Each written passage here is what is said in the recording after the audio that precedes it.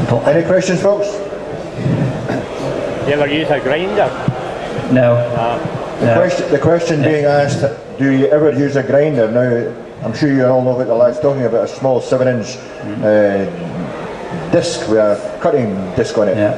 When I trained in Holland, we trained with the knives and the clippers, and I've never found any reason to use a grinder. A good sharp knife does just as much. On a day like today, we couldn't use a grinder because there'd be bits of hoof flying everywhere. You'd have to stand back there, and the health and safety guys would have a field day. And you've got a grinder up here. All the grinder does, it takes the hoof off and it levels it off. But then you've got to pick the knife up and do the modelling, and you can't take all these cracks out the heel with a grinder. But it's each to his own. Some very good foot trimmers do use grinders, and it's just what they like. But I personally trained with the knives, and I've just stuck to it. Anything else? Where you cut out the back of the heel there, is that only associated with Holstein cows? Where you cut out the back of the heel there? That bit there. Yeah. Is that only associated with Holstein cows? Because I never see that in my British Friesian cow. What housing conditions do you have? Are you in cubicles? Oh, they're in cubicles now, but they have been on straw and they have been on everything over a long number of years. And well, I have only noticed that for I saw Holstein cows being done. Yeah. Well, you must be very lucky, because most breeds, jerseys and everything, I come across all need the heels tidying up like that. So No, you may be using a very good hard-footed bull or something. But most housing conditions and most breeds all have a problem with the heels. I've never come across a farm where I've not had to do the heels like that. No, I have never done a heel. Yeah. If I done the heel, I would have blood running every place. Simple as that. Yeah. Then you must be very lucky then. Yeah. Whatever you're doing well. So keep doing it. Yeah. But, I have cows and they're 14 years of age and never had their feet up.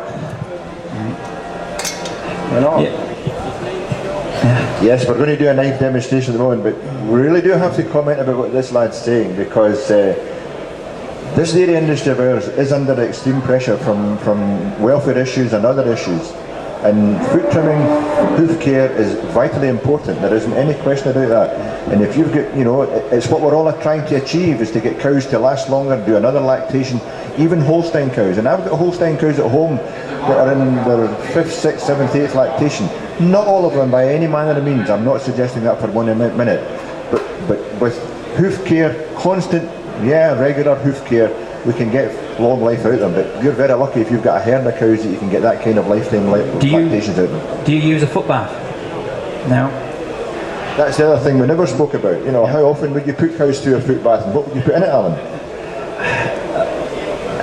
At least once or twice a week, minimum. Formalin or what? Formalin, or a mixture of formalin and copper sulfate, or alternate it. 1 day formalin, 1 day copper sulfate. Yeah. Well, listen, you go ahead and do the knife sharpening piece, and I'll put the cow back in the pen. Yeah. If there are any other questions, don't be afraid to stick up your hand and shout out, because that's why we're here. All and in any crush, they do not like having the front foot done. The back foot's quite natural because it's just up in the air, there's nothing restraining it. A lot of farmers say, when I try and do cow's feet, I'll tie them to the girder in the parlour and everything. But when it's restrained like that, they're fighting and kicking all the time. This crush was designed many years ago by a Dutch foot trimmer, and the way it's all angled and everything, the foot comes up naturally and they can't kick because this chain holds the muscle there, and they just relax. You do get some cows that get a bit excited, but normally when you're doing the front feet, it's been restrained like that, and this cow has been very good. She's just relaxed. But sometimes they kick and pull because they've been restrained.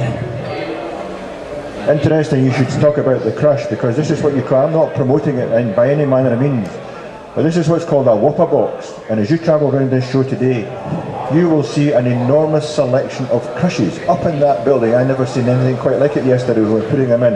All kinds of shapes and sizes, and metal that would hold the Queen Elizabeth up to dock. They're made with massive pieces of steel, and I just would worry a little bit that if a cow went into some of these crushes that you see up there today, she'd probably get in the first time, but she would probably never want to get in the second time.